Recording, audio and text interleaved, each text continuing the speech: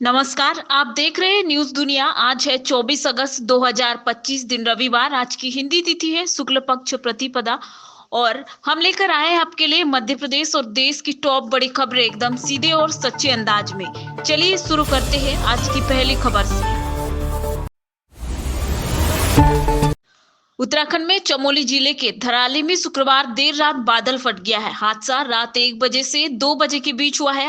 आसपास के दो गांव सांगवाड़ा और चपेड़ों में काफी नुकसान हुआ है। चमोली के डीएम ने बताया कि थराली तहसील मुख्यालय के 1 किलोमीटर के दायरे में कई जगह पर तबाही मच गई है, क्योंकि स्थानीय नदियों का जलस्तर तेजी से बह गया है। चपेड़ो गांव में एक व्यक्ति लापता है, जबकि सांगवाड़ा में एक घर पर मलबा गिरने से एक लड़की दब गई है। कुछ घंटों के बाद उनका शव बरामद कर लिया गया है। दोनों गांव में मिलाकर कुल 70 से 80 घरों में करीब 2 फीट तक मलबा घुस गया है। थराली को जोड़ने वाला कर्णप्रयाग नेशनल हाईवे मिंग के पास मलबा आने के बाद बंद हो गया है।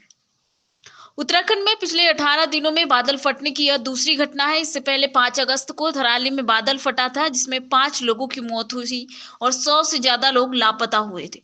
उधर मौसम विभाग ने शनिवार को 19 राज्यों में बारिश का येलो अलर्ट जारी किया है। उत्तराखंड, हरियाणा, दिल्ली, चंडीगढ़, गुजरात, मध्य प्रदेश, बिहार, छत्तीसगढ़, झारखंड में मध्यम बारिश होने की संभावना है। हिमाचल प्रदेश में 23 से 26 अगस्त तक भारी से बहुत भारी बारिश का अलर्ट है। बारिश और लैंडस्लाइड की वजह से नेशनल हाईवे 305 समेत 347 सड़कें अभी भी बंद है। 20 जून से मानसून शुरू होने के बाद से अब तक 295 मौत हो चुकी है।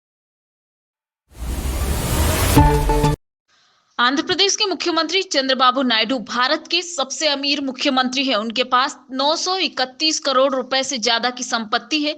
देश के मौजूदा 30 मुख्यमंत्रियों के पास कुल 1632 करोड़ रुपए की संपत्ति है और इसका करीब 57% हिस्सा चंद्रबाबू के पास है। उनके पास 810 करोड़ रुपए की चल संपत्ति और 121 करोड़ रुपए की अचल संपत्ति है। चंद्रबाबू पर 10 करोड़ रुपए का कर्ज भी है। वहीं पश्चिम बंगाल की मुख्यमंत्री ममता बनर्जी के पास सबसे कम संपत्ति, उनके पास सिर्फ 15.38 लाख रुपए की चल संपत्ति है। ममता के पास किसी प्रकार की अचल संपत्ति नहीं है। चुनाव सुधार के लिए काम करने वाले NGO association for democratic reforms ADR और नेशनल इलेक्शन वॉच की एक रिपोर्ट में से इस बात की जानकारी मिली है। 27 राज्यों और 3 केंद्र शासित प्रदेशों के सभी मौजूदा 30 मुख्यमंत्रियों के हलफनामों का एनालिसिस करने के बाद यह रिपोर्ट तैयार की गई है। डेटा पिछले चुनाव लड़ने से पहले दायर हलफनामों से लिया गया है। मणिपुर में राष्ट्रपति शासन लागू है।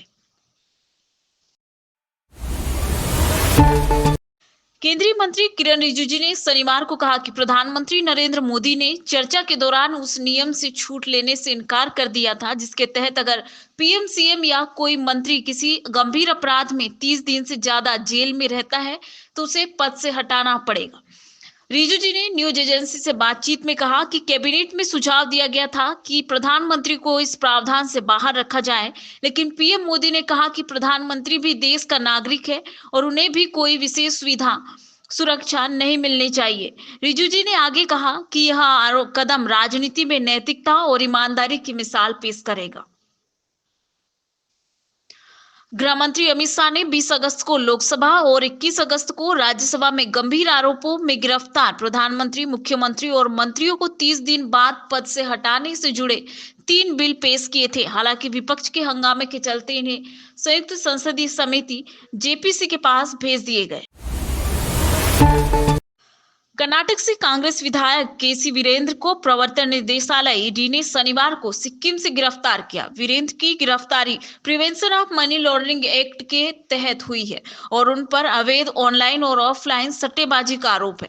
ईडी ने शुक्रवार को वीरेंद्र के ठिकानों पर छापा मारा था।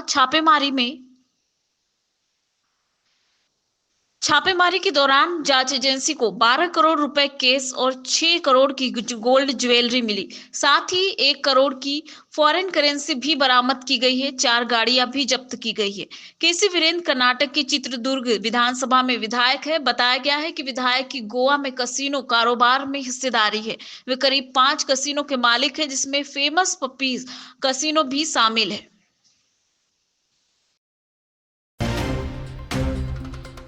दोस्तों, ये थी आज की बड़ी खबरें। अगर आप चाहते हैं कि देश दुनिया और क्रिप्टो से जुड़ी हर बड़ी अपडेट आपको सबसे पहले मिले, तो चैनल को सब्सक्राइब करना बिल्कुल मत भूलिएगा।